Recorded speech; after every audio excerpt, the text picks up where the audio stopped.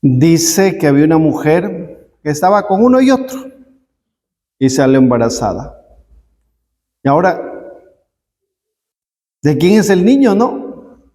Decidió echarle la culpa al tonto.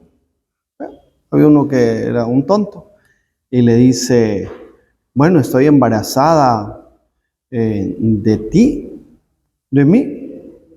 ¿Será un milagro? ¿Cómo un milagro? Porque soy estéril. Era estéril y le echaba la culpa, ¿no? Le echaba la culpa. Qué tremenda, ¿no? Y también dice que una señora le dice a su amiga, yo tengo que cuidarme mucho de no salir embarazada.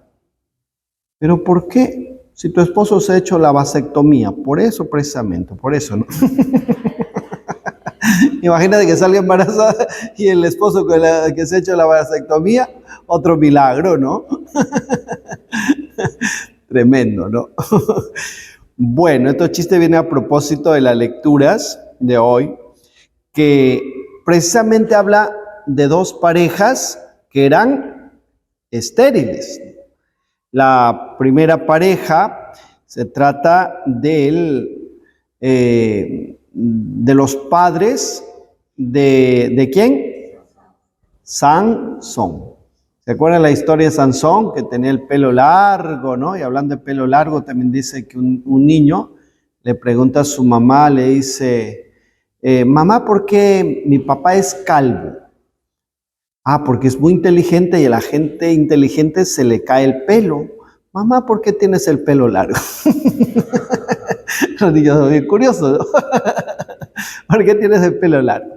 Bueno, Sansón tenía el pelo largo, ¿no? Era su secreto y que Dalila le corta el cabello y pierde su fuerza. Entonces, pero sus padres eran estériles y precisamente el ángel del Señor se acerca a la mamá de Sansón y le anuncia que va a tener un hijo. Y en el Nuevo Testamento también aparece una historia similar. ¿Cómo se llamaban? Zacarías Agua del Pozo. Así se llamaba, no mentira. Zacarías Agua del Pozo. Zacarías e Isabel. Zacarías e Isabel, que ya eran ancianos.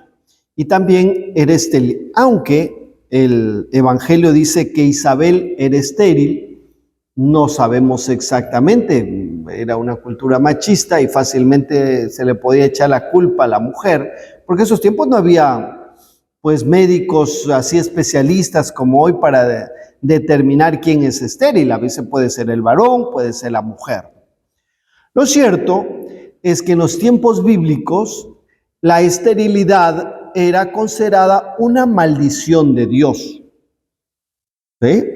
Entonces se creía que los que no podían tener hijos era porque Dios los había maldecido. Ahora ya no entendemos así, ¿no?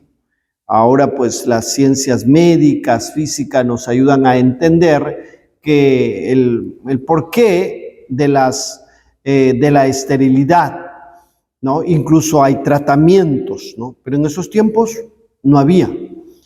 Entonces, pero en esos tiempos, como le decía, se consideraba una cultura precientífica y se creía que el no tener hijos es porque están pagando algo. Algo habrán hecho para que Dios les castigue. Y el tener hijos era considerado una bendición. Y entonces por eso las familias tenían grandes cantidades de hijos, ¿no? Como hace unos años atrás también, ¿no?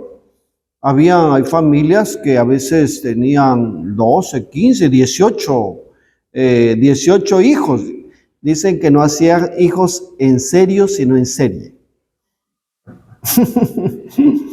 y tampoco se pasa de un extremo a otro, ¿no? Si antes tenían muchos hijos, ¿no? Y dice que había una mujer que también tenía 12 hijos, pero eso sí de diferente apellido.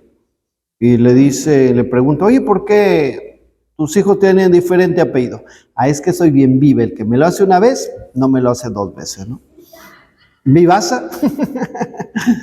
Bueno, entonces, ahora se pasa de un extremo a otro, ¿no? Ahora tampoco ya la gente no quiere tener hijos, ¿no? En Europa hay países donde a lo mejor prefieren tener su mascota o muñecas y lo andan en su cochecito, pero no quieren tener hijos.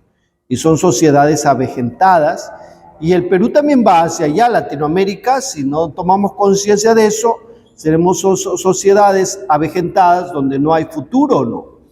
Entonces, de un extremo se pasa a otro, ¿no? Se pasa a otro. Hay que predicar del valor de la vida con responsabilidad, por supuesto, ¿no? Con responsabilidad. Tampoco se puede traer hijitos como conejitos, ¿no? Tampoco. Entonces, tiene que haber una responsabilidad. Pero lo que quiero decir es que, como les decía entonces, era considerado una maldición el no tener hijos y el tener una bendición.